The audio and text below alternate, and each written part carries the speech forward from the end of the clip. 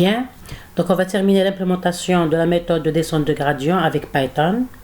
Donc on a vu qu'on va faire ça sur un exemple pour mieux comprendre, c'est-à-dire les différentes étapes, bien sûr, de l'algorithme, qui est un algorithme très simple, mais qui contient c'est-à-dire des étapes qu'on doit respecter et des paramètres dont les valeurs ont un impact sur les résultats obtenus. Bien.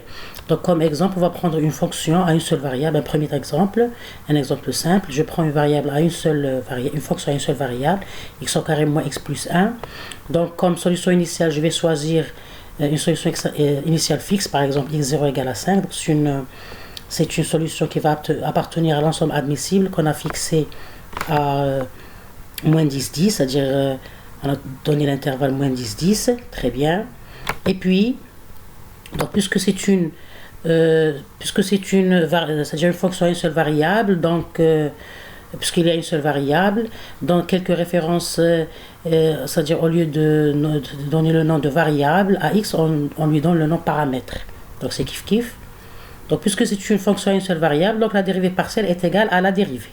Donc nabla f de x, qui est le gradient de f au point x, est égal à la dérivée partielle au point x. Il y a un seul x, donc c'est f' de x égale à 2x moins 1. Bien, donc on va revenir à notre programme. Donc on a chargé les bibliothèques NumPy parce que c'est des bibliothèques qui contiennent les fonctions mathématiques dont on aura besoin. Puis on a importé la bibliothèque, ou bien la sous-bibliothèque de la bibliothèque matplotlib qui est pyplot, pour pouvoir bien sûr dessiner nos courbes, pour voir, c'est-à-dire l'avancée, ou bien le processus itératif de l'algorithme, c'est-à-dire graphiquement. Bien, donc on a défini, on a trouvé premièrement, on a déclaré notre variable x, une seule variable qui est dans le domaine, bien dans c'est-à-dire l'intervalle moins 10, 10. Le 1 ici, c'est-à-dire c'est la distance entre deux points successifs. Il y a aussi, on a défini la fonction f de x comme étant x au carré moins x plus 1, notre exemple. Puis le gradient de la fonction f de x, on a défini une fonction f de x qui est égale, donc le gradient c'est la dérivée d'ordre 1 de x au carré moins x plus 1, donc c'est 2x moins x, pour le 1 égale à 0 parce que c'est une constante. Donc c'est 2x moins 1, très bien. On a dessiné notre courbe, donc si on va, c'est-à-dire exécuter à ce niveau-là, donc on aura le dessin de la courbe, de notre courbe qui est 2x et x au carré moins x plus 1 dans l'intervalle moins 10, 10. Très bien. Maintenant, donc on a passé, c'est-à-dire comme paramètre à la fonction plot, le x et le f de x. Bien. On a fixé notre première, c'est-à-dire la solution initiale à 5 par exemple, valeur positive. Alpha qui est l'hyperparamètre, on l'a fixé à 0,3, mais à 0,3. 0,3, donc on peut toujours, après, on va essayer de jouer sur les valeurs de ces paramètres-là et voir les résultats, et puis les interpréter, pour voir l'impact de ces paramètres sur la performance de l'algorithme, sur le plan qualité de la solution et sur le plan temps d'exécution. Et on a le compteur des itérations, donc comme solution initiale, ou bien comme, comment dirais-je, itération initiale k égale à 0. Donc puisque c'est un processus itératif, je vais utiliser une boucle. Donc il y a la boucle while et la boucle for. Donc je vais utiliser la boucle while. On peut utiliser les deux. Donc pour le test d'arrêt, on a vu qu'il y a plusieurs façons de choisir le test d'arrêt. Donc on va tester le premier cas. Il y a premièrement le test sur un nombre d'itérations, c'est-à-dire on fixe un nombre d'itérations. C'est-à-dire une fois ce nombre est atteint, le processus s'arrête, ou bien ici s'il n'y a pas d'amélioration, c'est-à-dire la valeur f ne diminue pas trop, donc il y a une différence entre les valeurs successives des solutions obtenues, ou bien on remarque que le gradient devient de plus en plus petit à une certaine tolérance epsilon qui tend vers 0.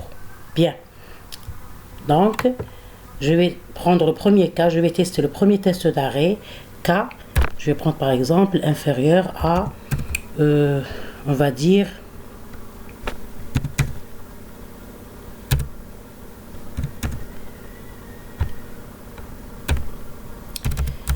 inférieur à, je vais prendre 10 itérations pour simplifier c'est-à-dire le calcul.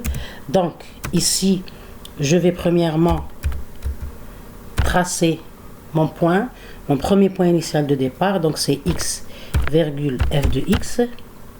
Ok. c'est plt.plot. Plot. Très bien. Puis je vais calculer le deuxième, c'est-à-dire la nouvelle solution qui est x égale à, c'est-à-dire l'ancienne solution moins le alpha, la valeur du pas de déplacement. Ici l'hyperparamètre qu'on appelle pas de déplacement. Donc comme je vous ai déjà dit, il faut toujours commenter son code pour pouvoir se retrouver. Donc alpha fois le gradient. Donc grade f de x, j'ai nommé cette fonction grade f de x, d'accord, donc c'est x moins alpha fois grade f de x. Très bien. Donc une fois que j'ai calculé le x, je vais incrémenter le compteur d'itération. K plus égale à 1, bien k égale k plus 1. Bien. Donc on va essayer de dérouler. Oui. Ici j'ai oublié le 2 points. Donc il faut vraiment respecter la syntaxe qui est, c'est-à-dire elle est simple. Une fois qu'on s'habitue à la codification, ça devient bien, c'est-à-dire au codage, bien à l'écriture du programme en Python, ça va devenir très simple. Bien, donc chiffre entrée pour exécuter. Donc vous remarquez ici qu'il y a c'est-à-dire l'exécution ici, mais il faut qu'on remarque les points.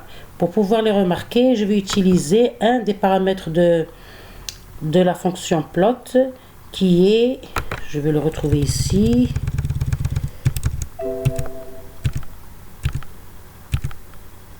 donc c'est le paramètre marqueur. C'est un marqueur qui va me marquer les points. Donc ici on peut prendre des symboles rang et on peut même, c'est-à-dire fixer la couleur avec color. Donc je vais utiliser marqueur pour pouvoir prendre des points rang pour voir les points, c'est-à-dire les points xk, les xi ici de chaque itération. Donc ici au niveau de plot, je vais prendre marqueur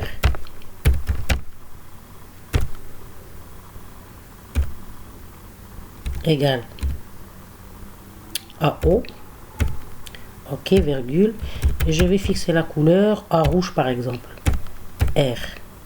Bien. Donc je pense que c'est bon, je vais maintenant exécuter. Donc vous voyez ici qu'il y a la première solution qu'on a fixée à 5, vous voyez, dans l'abscisse égale à 5, et dans l'ordonnée c'est f de x ou bien f de 5. Et puis il y a le déplacement. Donc vous voyez le déplacement, parce qu'on a pris le alpha égale à 0,3. Donc il y a un déplacement ici dans la direction du gradient. Donc pour pouvoir mieux voir, on va essayer d'afficher le gradient pour voir le déplacement en utilisant le gradient.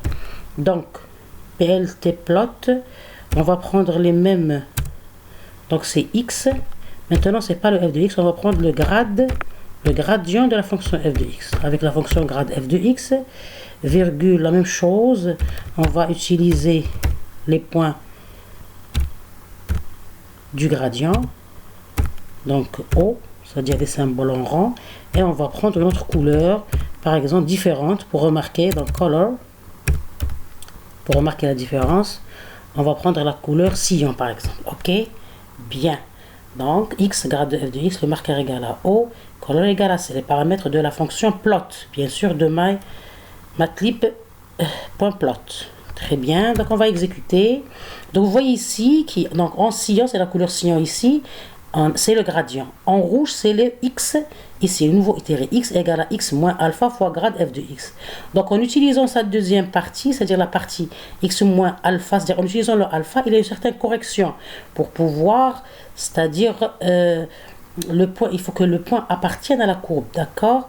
Donc le gradient ici, c'est la direction avec laquelle on va trouver le nouveau itéré qui appartient à la courbe ici en bleu. Donc la solution de la fonction coût, c'est un point qui appartient à la courbe. Donc le point qui minimise la fonction coût, c'est un point dans l'ordonnée, dans l'abscisse elle appartient à x, c'est x, et dans l'ordonnée c'est y. Mais c'est f de x, mais le point il appartient à la courbe, c'est sûr et certain. Donc c'est-à-dire c'est le f x, x qui a deux coordonnées, l'abscisse et l'ordonnée qui est f de x. Donc ici le alpha il corrige pour avoir le point sur la courbe. Très bien. Donc ici, très bien. Donc on va essayer de voir ici le résultat de la fonction coût. On va faire un print. Donc on va prendre itération, le nombre d'itérations.